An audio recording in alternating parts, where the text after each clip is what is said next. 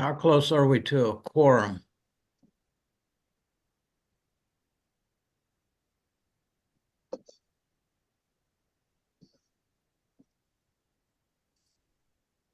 How close are we to a quorum?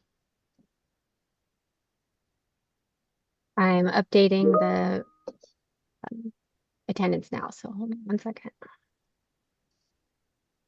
How close are we to a quorum? I think we're short two. Oh, Mike Bean's on. Now we're one more. I'm updating the attendance now, so hold on one second. How close are we to a quorum? I think Who keeps saying that? One more member and we'll be there.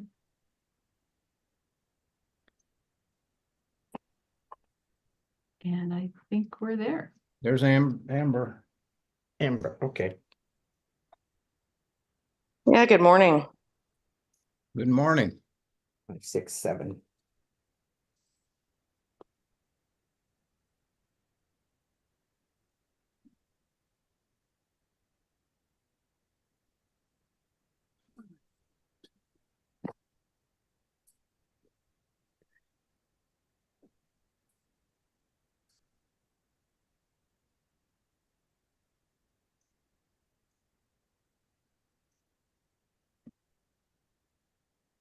There's Cindy. Hello. Hello. Glad you made it. Cindy.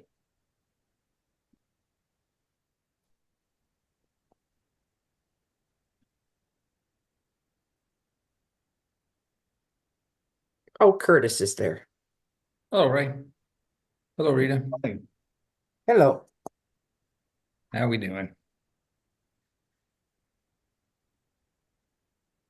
Boy, it says 21 people, but Rita, yours is the only face I see. I must have it set up. I'm going to turn my camera off then. Let me see here. Let me go to gallery view. There we go. There's the gallery now. Morning, everybody. Good morning. All right, it is 10 o'clock, 11 o'clock. What time is it? 11 o'clock. Cindy's getting me seasick watching her walk. Where are you walking?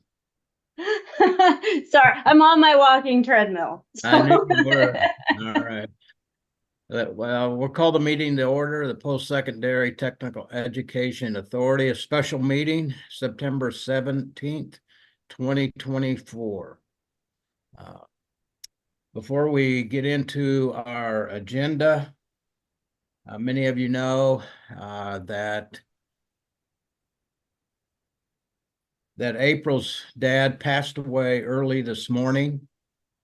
And so I thought it would be very appropriate if we just take a moment of silence and pause and remember April and her family. So let's just do that and think of them and this time of grief and sadness.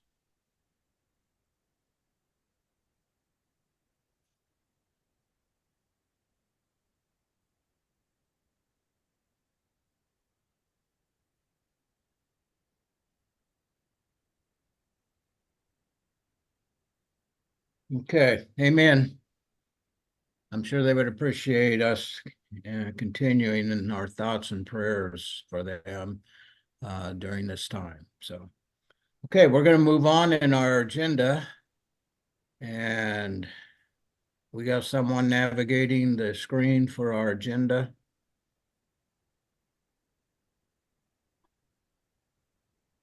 All right. Okay, we have Vice President Elaine Frisbee. Elaine, you're on deck to make this presentation. So we'll turn it over to you and thank you for being available. Oh, certainly. Thank you for attending our special meeting this year. Those of you who have served for several years will recall that we have a slightly different cycle for providing state aid to the two-year colleges for Excel and CTE.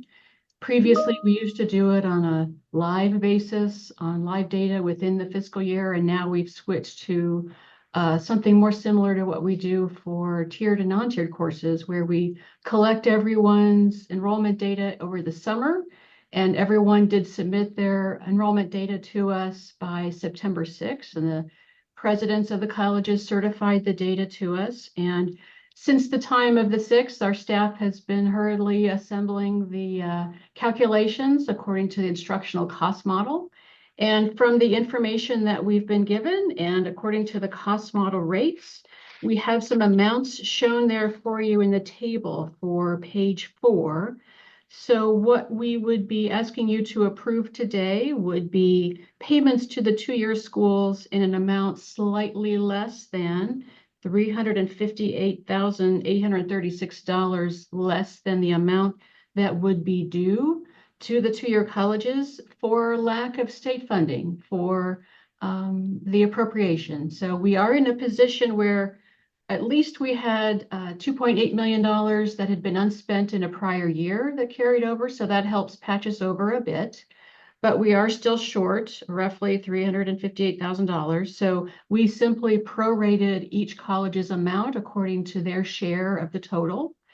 And you can see the amounts in the table. So what each institution would be owed for fiscal year 2024 enrollments according to the cost model.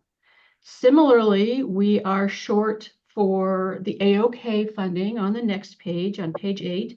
The colleges had $601,804 worth of expenses according to the model, and we have $597,879 with which to provide. So we are short $3,925. And then we have two other items. One you would also be familiar with from prior years. We have on page 7, we have 11 colleges that would be due incentive payments under the GED Accelerator. So this is for students who are in technical programs who are also at the same time seeking their high school equivalency or GED diploma.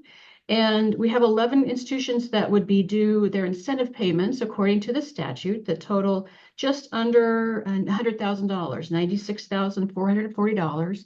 Our agency does not have any funds remaining to make this payment. A year ago, we did the same calculations and we had to prorate this amount out for the colleges. So I will just add that we have, according to your request to the Board of Regents, we have a $100,000 request for the coming year to put this back in our budget. So we've got funding to pay for these incentives.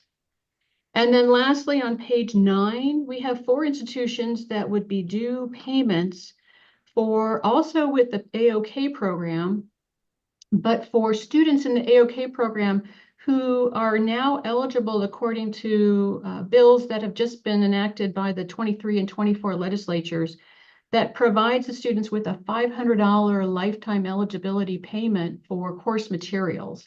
So to help students with any books or course materials that they might have. So they are eligible for a $500 payment, but similarly, we do not have any funds to pay these amounts. But for documentation and for your knowledge, wanted to fully acknowledge what those amounts are. When you add those 4 programs together, we mentioned there at the very beginning, this totals $467,768 that we are short of state funding. We will bring this to, if the TEA would like to advance, we would bring this to the Fiscal Affairs and an Audit Standing Committee tomorrow for them to consider adding to their budget request for the current year, so that then we could advance that and seek funding in the current year, so that then we can later on provide the colleges with the amounts that they are due according to the statutes that govern these programs. Also provided in the materials for you, wanted you to get a sense for the growth in our Excellency to E program. This is one of our premier programs for the 2-year schools. And our student head count, we've got back to 2019 and through 2024, we've hit a new peak of over 16,000 students, unduplicated student head count in the program. On a 3-year average, the program is growing 9.1%. And on a student credit hour basis, then on page 11, we've also hit a new peak of over 126,000 student credit hours. So that 3-year average growth is 8.7%. So a lot of new activity in our Excel CTE program. After that, with all that said, I'd be happy to stand for questions. Okay, thank you, Elaine. Any questions or comments related to her presentation? I don't have a question, but I do have a comment. I mean, every legislature I've ever talked to that's excelling CTE, it's a win-win-win. It's a win for the state, it's a win for the schools, a win for the students.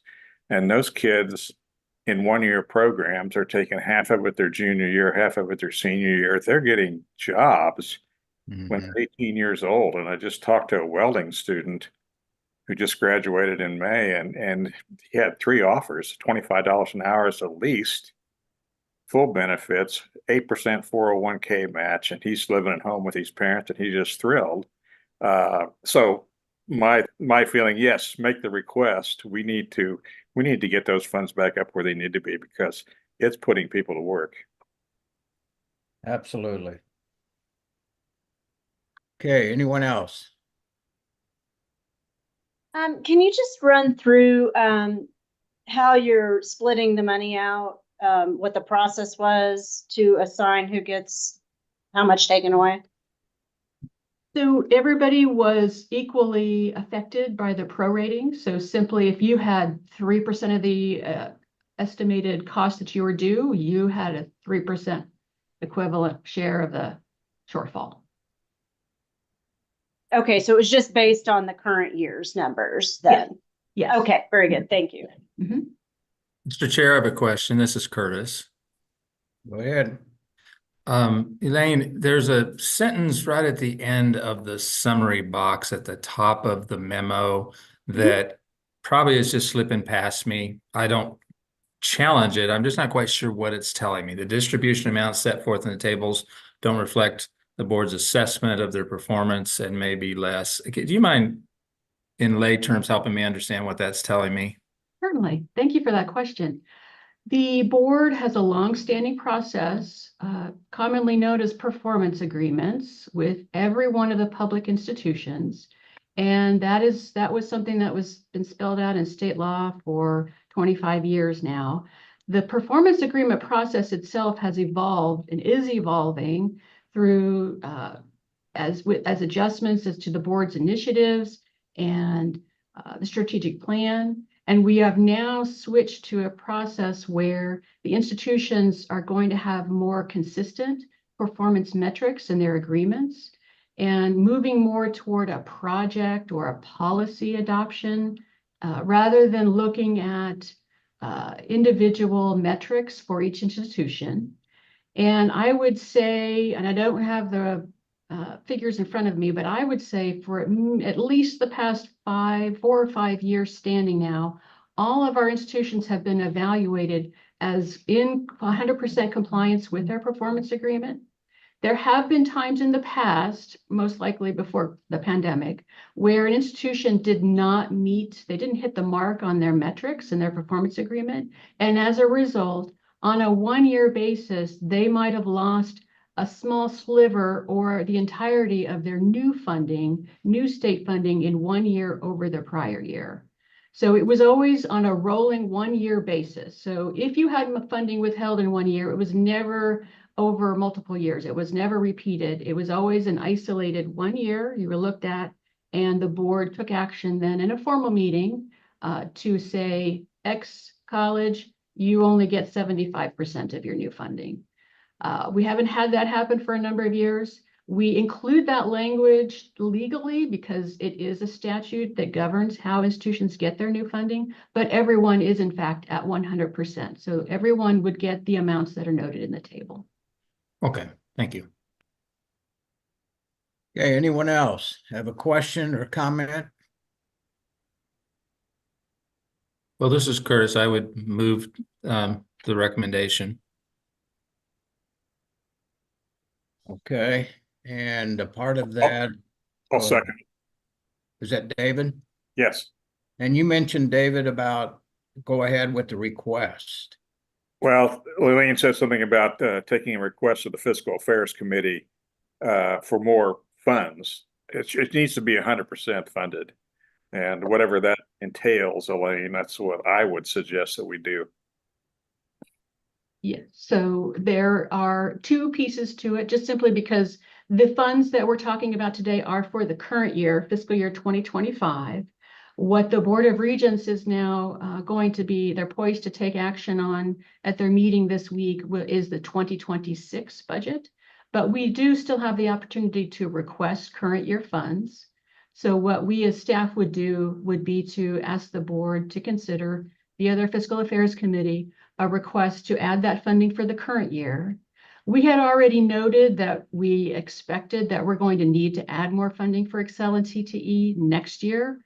So if you look at the trajectory, and I have a graph, the line of that, the slope of that line is increasing. So we will just carry that slope forward for the past 3 years and come up with a figure that we could peg for 2026 to try to be our best guess as to what we will need next year. And that would apply not only to Excel and CTE, but also for tiered and non-tiered courses. So does Curtis's motion capture all of that as well? If I would accept that if that is what Member Sneeden was hoping for. That was his intent. All right, we'll go with that. Okay. And you're okay, David? With the second? Absolutely, especially if there's a chance for a supplemental this year. I did. Yeah. I agree. Okay, any comments? Okay, do we have someone to make a roll call?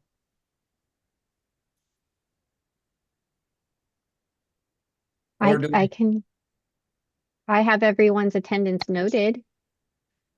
Okay, does anyone oppose that motion? Not hearing anything, I say it's passed. So. All right, thank you, Elaine. Anything else? Nothing. Just would note for the members of the authority, you have your next virtual meeting. I think that's noted toward the end of today's agenda materials. Your next meeting on Thursday, September 26th by conference call on Zoom. That's correct. Okay.